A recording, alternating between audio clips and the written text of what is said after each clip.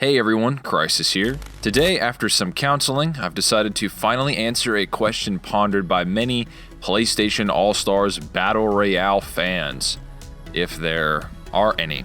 That being the lightning-manipulating conduit savior, MacGrath, from the infamous video game series, versus Raiden, the cutting-edge cyborg ninja from Metal Gear. While I have looked at both of these characters in the past on this channel, those were some of my first videos, so it's only natural that my perspective on each character's abilities have changed over time. For the sake of clarity, I will only be considering Cole and his powers from the good ending of Infamous 2 for this video, as that has been stated to be the canon outcome of Infamous 2 by the game's director. The version of Raiden that I will be using is naturally the iteration of the character shown at the end of Metal Gear Rising, with his latest combative cyborg body. Metal Gear Rising has references to and has been stated to be a continuation of the Metal Gear Solid series, so any feats of strength or lore from those games or canon material associated with them that are applicable to Rising Raiden will be used.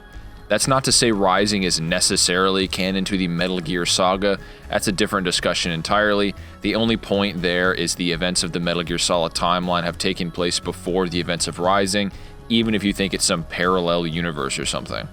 The method I will be applying here to determine who would win in an all-out brawl between these two lightning avatars will be comparing their best displays of power, measured in joules or tons of TNT to convey how much force either fighter can endure or output, as well as looking at the fastest stimuli either being has been able to react to in combat.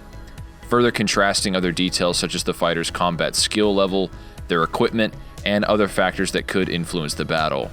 So essentially, I will be seeing who has the greater attack power / durability, speed, skill, and combat applicable special abilities and equipment. Any calculations used to determine a character's strength or speed will be linked in the description. As a rule of thumb, if a character can output a certain amount of force behind his strikes, he should be able to endure that same amount of force per Newton's third law of motion. As far as I've seen, it's not an uncommon practice to conflate how much a character could lift with who would win in a fight. This is not a good metric to use here, as this isn't a weightlifting competition. While some measure of kinetic force is exerted onto an individual, it will always likely be a fraction of the energy when compared to outright blunt force or explosive force. As an example, Francis Ngannou has a punch force of around 130,000 units while standing, whereas Eddie Hall, the man with the second highest deadlift ever measured, punches with around 90,000 units with a 6.5-foot running start. So one of the strongest powerlifters on the planet has far less striking power when compared to a fighter with the most powerful punch ever recorded. This is very relevant because each hero here has a variety of impressive looking lifting feats that are ultimately irrelevant when determining who would come out on top in this case. Both of these fighters rely somewhat on their environments, so to that end they'll be placed in a fairly neutral arena, let's say Central Park, New York, just a 1v1 as well, no calling in any of their buddies for backup either. For Raiden, I think it's necessary to clear up some misconceptions about his most renowned feats because I think a lot of people don't understand why Raiden is so powerful. What you'll find on many message boards, forums, or even my own comment section is that the topic of Raiden combating another fictional character pretty much starts and stops at, "He threw a freaking Metal Gear! Can your guy throw a Metal Gear? Didn't think so." I think a large portion of Rising fans don't understand the nature of lifting strength versus striking strength. The long and short of it is, lifting an object and striking something like a punching bag or an opponent require totally different sets of muscles. Let's just put this in really simple terms. What do you think would be more impressive from a durability perspective? You see this and you're like, damn, that dude is sturdy. Someone benching, 225, good form, good amount of reps, or seeing that same barbell with 225 pounds on it come loose and crash right down on the guy's face or chest, and he just walks it off and takes 0 damage. Maybe one guy can lift more than the other, but the other guy has shown to be way more durable, especially in the context of who can get hit harder and still stand. To demonstrate this further, I'm going to compare the kinetic energy yield from Raiden's best lifting feats to his best blatant durability feats. So him picking up something and maybe throwing it compared to something hitting him. To prove why bringing up how much a character can lift isn't really a relevant gauge for how much quote-unquote stronger they are than another character in a genuine fight sense. All calculations and formulas used will be in the description, like I said. Topping it off with Raiden's most iconic display of lifting strength, his tossing of a Metal Gear Ray unit. The kinetic or explosive twitch muscle targeting type of force that Raiden would be hit with from just throwing the thing as high as he does would equate to 45 million joules, and slinging the gigantic Metal Gear EXCELSUS around would yield 46 billion joules. Funnily enough, halting Outer Haven in a weaker body and missing an arm is actually more impressive at around 650 billion joules. Don't worry about remembering those numbers, I'll bring it back later. To really drive this point home, if Raiden were to ever throw the nearly 6 million ton Pyramid of Giza, launch it above the clouds, that would exert 100 trillion joules onto Raiden's body. Pivoting to Raiden's actual best durability feat that he himself sustains, Senator Armstrong was able to destroy about 1/3 to 1/2 of Metal Gear EXCELSUS with a single punch, with Raiden tanking this punch as well as many other strikes from Armstrong and only being left momentarily groggy before continuing the fight. This feat would place Raiden's durability at nearly 180 kilotons of TNT, or about 763 trillion joules. So even highballing Raiden's lifting strength with a feat he's never even performed, his showing of tanking EXCELSUS' destruction is still over 7 times more impressive in a sheer durability sense. Raiden can lift a whole lot, but that's not even where his true strength lies. That all is to say, for the purposes of this video, Raiden endured and has comparable force behind his physical strikes to energies which would be required to destroy a large town. Now, looking at the raw power of Cole MacGrath, his incredible might cannot be understated. At the very beginning of Infamous 2, we see the beast generate a massive storm overhead, darkening the sky above. The kinetic energy which would be required by such an act would be within the ranges of 2 gigatons of TNT. The beast performs a relatively impressive feat following this as well, totally destroying the Infamous universe's version of New York City in one blast. Based on this alone, the beast packs forces equaling up to or around 350 megatons of TNT behind his attacks. Not to mention that after destroying Empire City, the beast is unscathed and continues his course across the East Coast, turning city after city into craters. Cole is then able to use his lightning attacks to blow the beast's head apart before expending the majority of his strength. Cole is ultimately no match for the beast at this time, but based on this display, he should be able to output energy around that of the beast's quantifiable feats. However, MacGrath's greatest scaling may have taken place even before this. Kessler, a future version of Cole, had his own run-ins with his timeline's beast, that being a creature all but blatantly shown to have cracked the moon into multiple chunks of rock. It was objectively stated after this moon-busting display that Kessler, with his electric powers, could have stopped the beast's rampage, but he was a coward and fled with his family, until the beast had basically ended all life besides Kessler's, meaning that Kessler could have possibly defeated a conduit boasting a feat yielding up to 3 exatons of TNT. Keep in mind too that this is likely before Kessler developed any weird powers like time travel. He only fires lightning at that point. Our Cole is then able to Shoryuken Kessler, pummeling his future self, meaning Cole would, in all likelihood, also possess multi-continental levels of power even before Infamous 2 ever begins.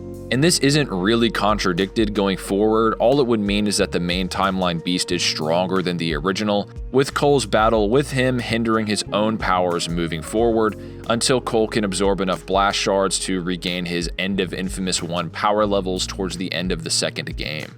Metal Gear has a cadre of speed feats and scaling in the relativistic to the speed of light ranges.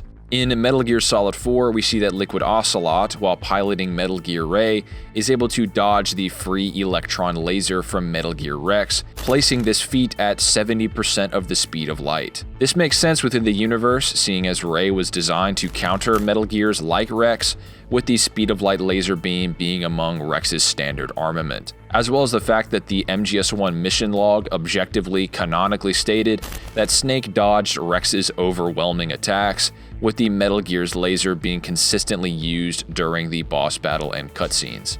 Things like bullets or even railgun blasts are consistently reacted to and dodged by pretty much all principal characters in the saga, so there's not really much of anything in the series to consistently contradict the relativistic level speed scaling. Raiden should scale to all of this considering he can combat an AI-piloted Metal Gear Ray, both in MGS2 and Rising. In Rising, in his upgraded cyborg body, Raiden has access to Blade Mode, a state stated to amplify his speed at least 2 times over, as stated in guidebooks for Revengeance. Blade Mode isn't just a mechanic either, with characters in-universe describing its properties, and not in a push the select button kind of way. With this in mind, Raiden can as well perceive the laser fired by Metal Gear EXCELSUS in slow motion, granting him perception speeds nearing 15 times the speed of light.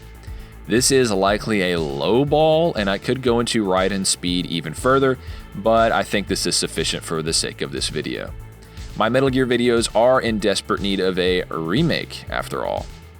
The Prime Conduit speed should be fairly obvious. He can dodge the lightning blasts of Kessler, with lightning traveling around Mach 1300 or nearly 1 million miles per hour. Of course, this is Cole's reaction and combat speed, not his travel speed. He can't run 1 million miles per hour, but he can dodge objects or attacks moving that fast. In the evil ending of Infamous 2, Cole was shown combating someone wielding a ray field inhibitor, which is essentially a device which fires radiation that can be used to weaken or kill superpowered beings in the Infamous universe. Some detractors of this feat might point out how this is only a gameplay feat, as in something not shown in a cutscene or linear media within the universe, and may not be a canonical showing. To counter that, though, contextually, we know for a fact that Cole has to deal with this beam and close the distance between himself and his opponent, so it's more than likely that canonically, Cole can react to and dodge this attack as opposed to just getting hit by it every time, especially considering that Nyx was able to floor the Beast with a single blast from the RFI, with the Beast being at least relative, if not just stronger than Cole at this point in the game. So considering Cole defeated the RFI wielder at all, likely means he's avoided at least most of its attacks. I think that's being fair enough. When I did say that I'd only be using good Cole, this feat of dodging a beam of radiation should be okay to use, as the raw power level of the 2 MacGraths shouldn't be that varied until the climaxes of either game, seeing as the means by which Cole gets stronger are consistent across both good and evil playthroughs. With radiation traveling at a similar speed as light, Cole should be able to dodge stimuli around 186,000 miles per second. This is consistent per the fact that Cole's been shown reacting to conventional weapons like rockets, never really being tagged by normal armaments, at least at the peak of his power canonically. Of course, if you suck at the game or just stand still, Cole is below normal goon level. Raiden, per hailing from Metal Gear, is an extremely adept fighter. He's such a skilled swordsman that he can outskill Solidus Snake, a master swordsman, as well as, with no formal training, only knowing as much as he does about sword fighting through movies and books, contend with and ultimately defeat Jetstream Sam. Sam being another master swordsman who was stated to be going all out on Raiden in their final battle. He was as well able to go blow for blow with Vamp, a stated CQC user, with the military advisor for the MGS saga, stating that one would have to be a master of gun and knife play to even use this martial art. In terms of hand-to-hand, Raiden has been stated to be a fully trained Foxhound operative, with the Foxhound training manual listing mastery of various martial arts as one of the unit's premier requirements. Based on the definition of various, and therefore several, Raiden should be a master of at least 3 martial arts. Again, I could say more, but I'll save that for a later date. I gotta keep y'all wanting more. Cole is a shockingly and extremely adept close quarters combatant, as he's been seen doing battle with both Ryu from Street Fighter and Kazuya from Tekken. I'm just kidding. Did I get you? No, in all seriousness, the patron saint of Numere is no joke in combat. While by no means a tenured martial artist, Cole is reasonably adaptable, being able to overwhelm experienced soldiers, wielding equipment a century ahead of the curve, as well as defeating Kessler, a fellow electrokinetic with around 80 more years of experience than himself. The Son of Solidus might not have as vast an arsenal as his opponent in terms of powers, but he does possess some abilities which may help him in this fight. He can manipulate air currents to fire shock waves from his palms. He can summon lightning from the sky, as well as amplify his own physical strikes with electricity, but the most devastating ability Raiden has by far would be granted through his high-frequency blade. Basically, Raiden's sword doesn't just cut something like a regular blade would, it breaks down atoms at the most fundamental and minute scale. What this pretty much means is that, unless clashing against another HF weapon, or when combating a physics-breaking freak like Armstrong, the sword can pretty much cut through any solid matter. How durable the object is wouldn't make a difference, because it isn't just trying to break the skin, it's shrinking and severing atomic bonds at the Planck scale. To quote SymmetryMagazine.com, the proton is about 100 million times larger than the Planck length. A distance smaller than the Planck length just doesn't make sense, the physics break down. The Planck scale is the universal limit beyond which the currently known laws of physics break. In order to comprehend anything beyond it, we need new, unbreakable physics. This should put into perspective how utterly broken these things are from a versus battle perspective, and this blade would grant Raiden something called durability negation, a term coined by the versus debate community. Of course, I'm not saying Raiden instantly one-shots any other character in fiction, just that if they're made of contemporary matter, they're more than likely getting cut. Now, that could inspire the question as to why Raiden has prolonged fights against bosses or even waves of fodder in the video game. Well, at the end of the day, it's just that, a video game. There has to be a level of challenge for the player. So even though we see in cutscenes, and as the lore would describe it, Raiden slicing through people, the player has to experience some level of difficulty. The bosses are obviously just genuinely really powerful and skilled in their own right, so naturally they'd prove a challenge either way. It's also been shown that Raiden doesn't even have to be in a blade's length to cut something somehow, as he's been shown slicing through concrete walls like 10 feet away from him. It is what it is. inFAMOUS's inclusion of a myriad of electricity and ice-based powers grant Cole a nearly inexhaustible wealth of varying abilities. I more or less state all of his powers in my previously done video looking at Cole, so check that out if you want to know just how extensive his arsenal really is.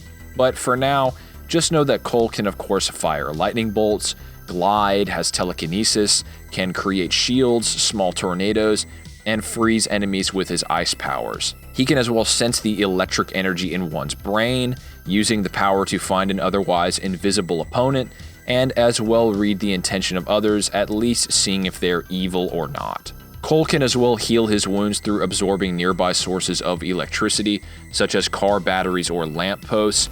While never shown to be as extensive as, say, Hulk or Wolverine's healing factor, it is useful nonetheless. Cole can also technically absorb the bioelectricity within an individual, healing himself and killing the opponent, while being in the morally virtuous state in the game, despite it being an evil ability. It's safe to say that Cole is monstrously versatile even in his base form, and could give most would-be rivals a run for their money through his sheer adaptability and breadth of powers.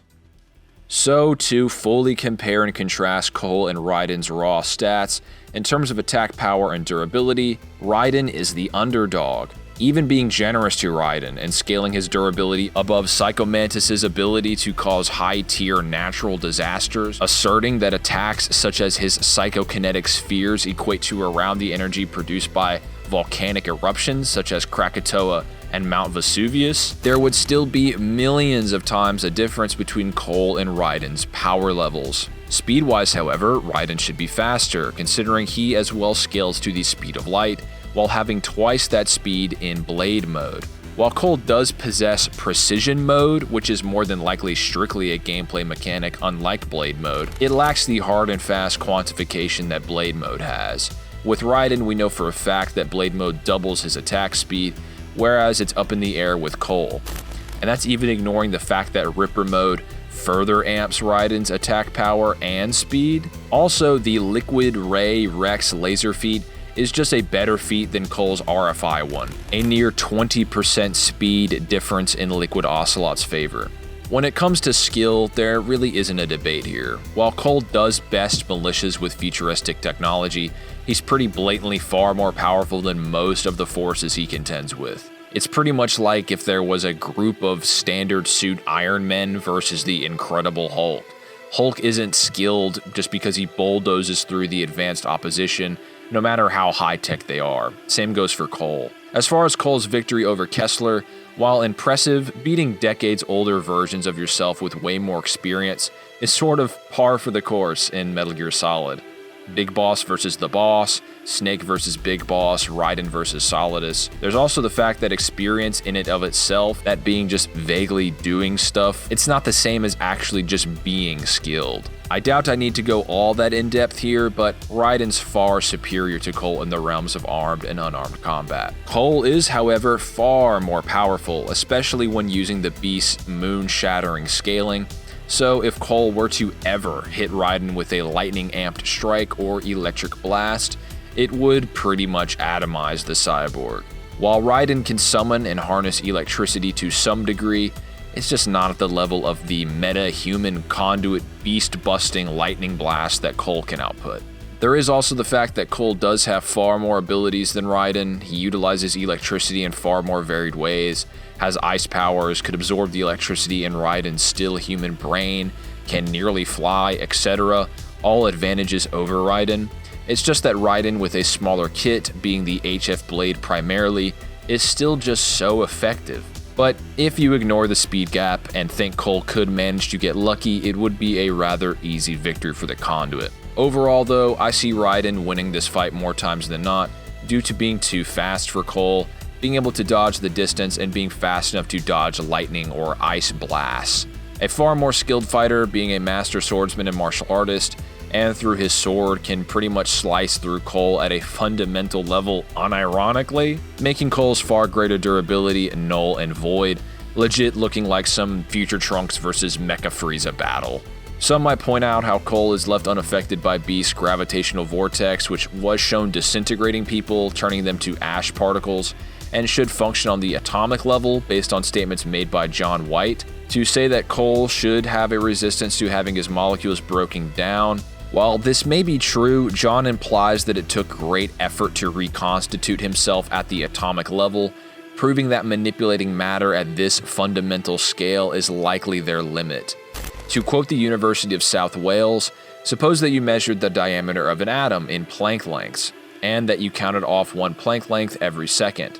To measure the atomic diameter in Planck lengths would take you 10 million times the current age of the universe.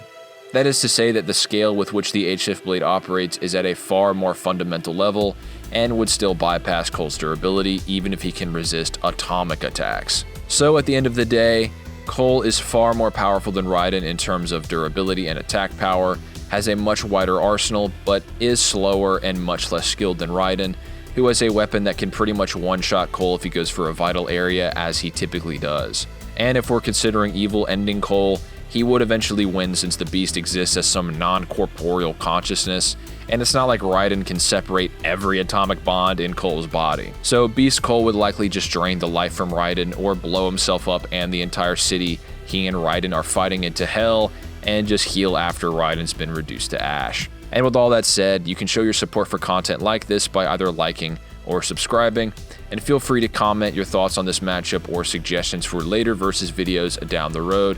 I'll see you all next time.